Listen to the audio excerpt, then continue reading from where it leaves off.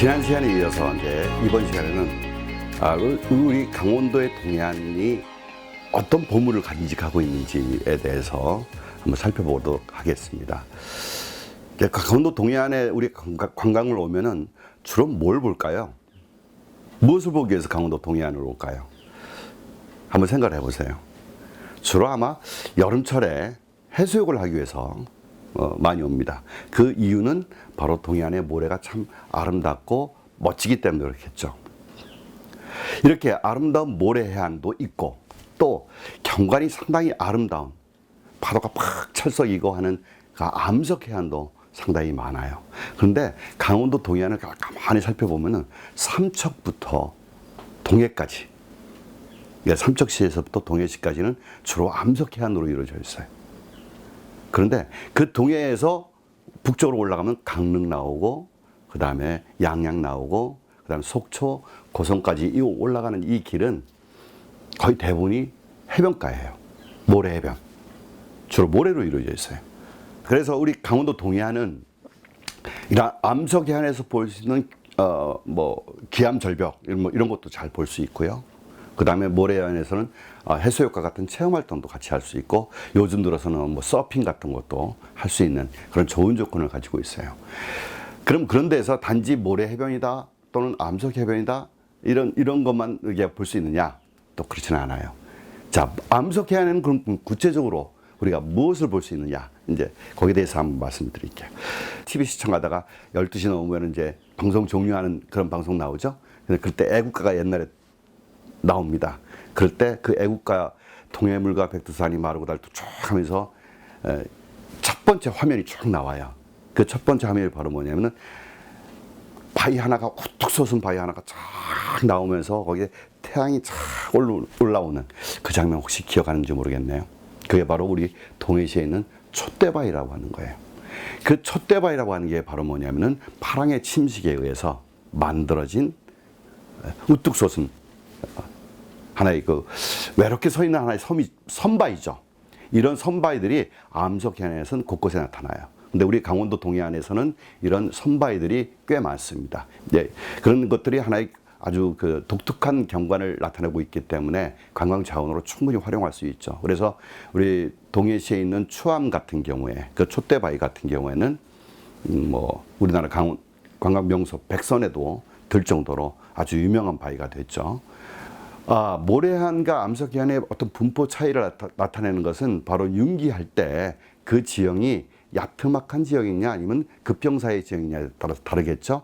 야트막한 지형 같은 경우는 바로 육지 쪽에서 하천이 흘러내려오는 경우에는 모래해변이 나타나고, 그렇지 않고 곧바로 융기하는 지역들은 암석으로만 드러나겠죠. 그래서 암석해변은 경사가 굉장히 급한 것이 특징이고, 모래해변은 경사가 완만한 곳에 나타나는 것이 이제 우리가 특징이라고 볼 수 있겠습니다. 그래서 이런 암석해변과 모래해변에서는 그 지역에 살고 있는 사람들이 생활 모습도 달라져요. 예를 들어서 암석해변은 굉장히 급경사니까 주변에 농경지가 없겠죠. 그러니까 이 지역에서 살고 있는 사람들은 오로지 어업만 해요. 근데 이제 모래해변은 주변에 완경사니까 농경지가 있어요. 그러니까 이 사람들은 농업도 할 수 있고 또 바다에 나가서 고기도 잡을 수 있어요.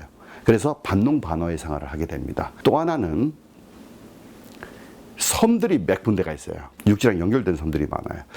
특히나 우리 동해안에는 죽도라고 하는 이름을 가진 섬들이 상당히 많습니다. 조그만 섬들인데, 양양에 가도 죽도가 있고, 주문진에 가도 죽도가 있고, 동해에 가도 죽도가 있고, 죽도가 상당히 많아요. 죽이란 이름하고 독이란 이름하고 이게 국외음화에서 변한 거예요. 그러니까 외롭게 있는 섬, 이게 바로 독도인데 이곳이 이제 바뀌어서 죽도가 된 거죠. 이게 외롭게 서 있는 섬, 외롭게 떠 있는 섬을 우리가 죽도라고 다 부르는 겁니다. 그래서 독도도 일본에서는 뭐라고 불러요? 한자로 쓰면 죽도예요. 그러니까 같은 이름이라고 생각하면 되죠. 이제 그런 개념에서 우리 동해안에 이런 죽도들이 상당히 많은데, 이런 죽도들이 바로 옆에는 뭐가 있냐면은 모래해안이 발달하게 됩니다. 바로 옆에. 그래서 그 모래해안이 점점 성장을 하면서 이 섬을 육지랑 연결시켜 버려요. 이렇게 연결시킨 섬을 우리가 뭐라고 부르냐면은 육궤도라고 얘기를 합니다. 말 그대로 육지와 연계된 섬이다. 그래서 육계도라고 하는데 우리가 바닷가를 거닐다가 쭉 거닐다가 옆에 있는 섬 하나가 섬처럼 보이는데 섬 아닌 거 여기를 한번 올라가 보는 거 이런 것도 상당히 좋은 그 여행 코스 중에 하나죠. 또 하나 그런 암석산 주변에는 암석으로 된 섬 주변에는 바위들이 많겠죠. 근데 그 바위들이 파랑에 의해서 막 몰려 들어오는 염분들이 상당히 많아요. 이 염분들이 암석 표면에 흡착을 하게 되면은 그 암석 틈 속에 이 염분이 들어가요. 그럼 이 염분은 얼음보다 팽창률이 더 강합니다. 실제로. 그래서 이 암석 틈 속에서 이렇게 염분들이 들어가게 되면 이 암석 그 틈을 벌리게 돼요. 그래서 요 틈을 벌리면서 암석과 암석 사이에 있는 광물과 광물에 이렇게 딱 결합된 부분을 이걸 와해시켜 버립니다. 그러면서 구멍을 만들게 돼요. 그래서 여러분들이 이제 우리 동해안에 있는 조그만 그 죽도 같은데 이런 데 가보면은 구멍이 뻥뻥 뚫린 그런 암석들을 볼 수가 있어요. 가장 대표적인 곳으로서는 뭐 저 주문진에 인구라고 하는 데가 있고요. 이제 거기 가면은 상당히 많은 그 구멍 뚫린 바위도 볼 수 있고 양양에 가도 볼 수 있고 고성에서도 볼 수 있습니다. 고성 능파대라고 하는 데를 가면은 여러분이 아주 멋진 그런 뻥뻥 뚫린 바위들을 볼 수가 있습니다. 아주 훌륭한 관광 자원이라고 볼 수 있겠죠. 그 다음에 또 하나 우리가 이제 모래안이기 때문에 우리 강원도 모래안에서는 뭘 볼 수 있냐면은 모래 언덕을 볼 수 있어요. 이 모래 언덕은 우리가 해안사구라고 부릅니다.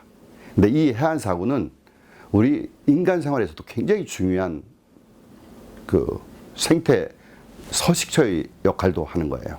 상당히 학술적으로도 가치가 있는 지역입니다. 이런 동해안에 있는 해안사구를 보기 위해서는 모래 해변이 있는 곳을 가면 다 볼 수 있어요. 그리고 그 해안사구는 이게 해안사구일까? 라고 의문을 가지면 거기에 소위 말하는 해송들 아주 크고 그 다음에 붉은 빛깔을 가진 소나무들이 많이 밀생이 되어 있으면은 여기가 해안사구나 이렇게 생각을 하시면 됩니다. 근데 그러면 해안사구가 왜 중요하냐? 자, 해안사구라고 하는 것이 있으면은 여기에 이제 우리 빗물이 떨어지겠죠. 그러면 이 그 모래 언덕을 통해서 밑에 빗물이 이렇게 흘러내려와요. 그럼 이건 민물이에요. 바닷물이 이렇게 흘러 들어오겠죠. 해안 쪽으로. 그럼 이 민물과 바닷물의 농도가 다르기 때문에 바닷물이 밑을 통해서 지하를 통해서 내륙까지 침투하는 것을 막아주는 게 바로 해안사구예요. 만약에 해안사구가 이게 파괴된다, 없어진다, 그러면 어떻게 됐어요? 바닷물이 내륙까지 침투하는 거예요. 그럼 내륙에 살고 있는 사람들의 지하수는 사용할 수 없는 물이 되는 거죠. 그래서 해안 지역에 살고 있는 모래 해안 바로 뒤에 살고 있는 사람들의 어떤 농업용수나 생활용수 이런 것들을 공급해주는 장소가 바로 어디냐면 해안사구가 되는 겁니다. 그래서 그 지역 주민들이 건강하게 잘 살기 위해서는 해안사구가 파괴되지 말아야 돼요. 그런데 보통 우리가 해안사구가 있는 지역은 모래해변 바로 뒤이기 때문에 모래해변이 해수욕장으로 이용되고 관광자원으로 이용되면은 바로 옆에 뭐가 많이 있어요. 도로도 건설해야 되고 횟집도 많이 만들어야 되고 뭐 그런 일들이 벌어지게 됩니다. 그러면 해안사구가 자연히 파괴되겠죠. 그럼 그 파괴된 그 자리가 바로 뒷부분에 있었던 마을들은 용수를 얻을 수 없는 그런 문제가 되는 거죠. 그래서 해안사구는 되도록이면 우리가 파괴하지 않는 범위 내에서 우리가 잘 보존해야 될 우리 유산이라고 자연유산이라고 볼 수 있겠습니다. 또 우리가 자부심을 가질 수 있는 것이 바로 뭐냐면 바로 석호라고 하는 것이 있습니다. 제가 앞에서도 한번 궁금증을 한번 얘기를 했었는데 기억하실지 모르겠어요. 자, 바로 빙기 때 빙기가 끝나고 해수면이 서서히 상승할 때 동해안에도 야트막한 이런 산줄기들이 뻗어내리게 됩니다. 그 위에 물이 차게 돼요. 그럼 여기가 바로 뭐가 되겠어요? 여기 물이 차면은 만이 되겠죠. 이 만이 이렇게 형성이 돼요. 바닷물이 이렇게 딱 들어오면서 그 이후에 바닷물이 이렇게 움직여요. 이렇게. 바닷물이 움직이면서 주변에 많은 모래들이 이쪽으로 움직이게 됩니다. 그럼 요 끝부분에서 끝부분에서 바닷물이 모래가 성장을 하게 되는 거예요. 이렇게. 그러면 성장을 해서 요 만 입구를 딱 막아버리면 뭐가 되겠죠? 여기가 호수가 되는 거예요. 호수가 돼요. 그럼 요 물은 옛날에는 바닷물이었을 거 아니에요? 그런데 요 상류 쪽에서 흘러내리는 물이 계속해서 유입되겠죠. 그럼 요 물은 바닷물이었다가 민물이 들어오니까 바닷물과 민물이 섞이는 소위 말하는 우리가 기수라고 얘기를 해요. 그 기수호가 되어버리는 겁니다. 그래서 요 기수호가 되는 요 부분은 바다 생태계와 육지 생태계를 서로 연결시켜주는 생태계의 연결고리가 되는 거예요. 그래서 우리가 연안 생태, 그 다음에 육지 생태, 이것들이 별개로 가는 게 아니라 같이 연결되어 있기 때문에 이 석호는 굉장히 중요한 생태계의 연결축이라고 우리가 보는 거죠. 그래서 우리 동해안에는 이런 호수들이 상당히 많아요. 여러 개가 있었어요.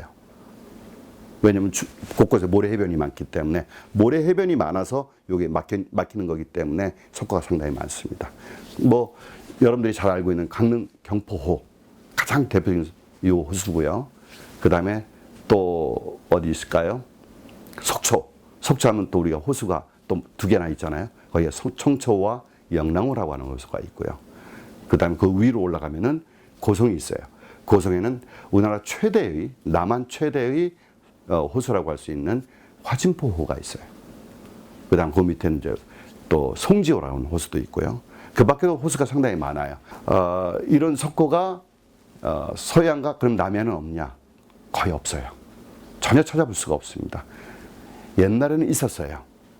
옛날에는 과거에는 있었는데 어떤 개발 압력 때문에 완전히 다 사라져 버렸습니다. 그 흔적조차 찾아볼 수가 없어요. 근데 그 유일하게 우리 동해안에 있기 때문에 우리 동해안에서는, 우리 강원도에서는 이 석호 보존에 정말 힘을 모아야 될 그런 때가 아닌가 생각이 됩니다. 또 하나 한번 마지막으로 이제 말씀드릴 거는, 동해안에는 다른 어떤 지역에서도 잘 볼 수 있는 계단상의 지형이 있어요. 그게 바로 뭐냐면 해안당구라고 하는 것이 있습니다. 우리 많은 사람들이 찾아가오는 정동진 해안당구. 이것은 바로 우리나라가 동해안이 융기를 하고 있다라고 하는 걸 보여주는 가장 결정적인 증거물입니다. 그래서 우리가 동해안 정동진 가면은 평평한 땅에 뭐 그 크루즈 배 한 대 다 올라가 있는 거 아마 보실 수 있을 거예요. 그 평평한 땅이 바로 해안당구예요. 그래서 그 해안당구 밑에 있는 그 바닷길을 따라서 강릉에서는 부채길이라고 이렇게 표현해서 다니고 있는데, 그 깎아지른 절벽이 융기한 흔적이에요. 요만큼 융기하고 그 다음에 평평한 땅이 만들어지고 다시 또 융기하고 또 평평한 땅이 있고, 그래서 계단상의 모양을 우리 강원도에서는 잘 볼 수 있는데, 그걸 이제 우리가 해안당구라고 그러고, 정동진 해안당구 같은 경우는 바로 우리나라에서 가장 최대 규모의 해안당구이면서 학술적 가치가 높기 때문에 천연기념물로도 지금 지정이 되어 있습니다. 자, 이렇게 우리가 그 동해안의 해안에 대해서 우리가 살펴봤습니다.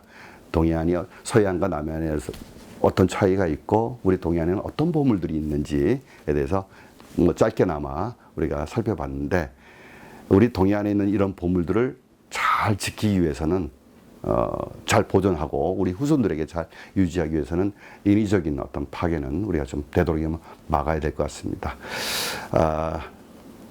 짧은 시간이지만 우리 동해안에 대해서 많이 알게 되셨나요? 이상으로 오늘 수업 마치겠습니다. 고맙습니다.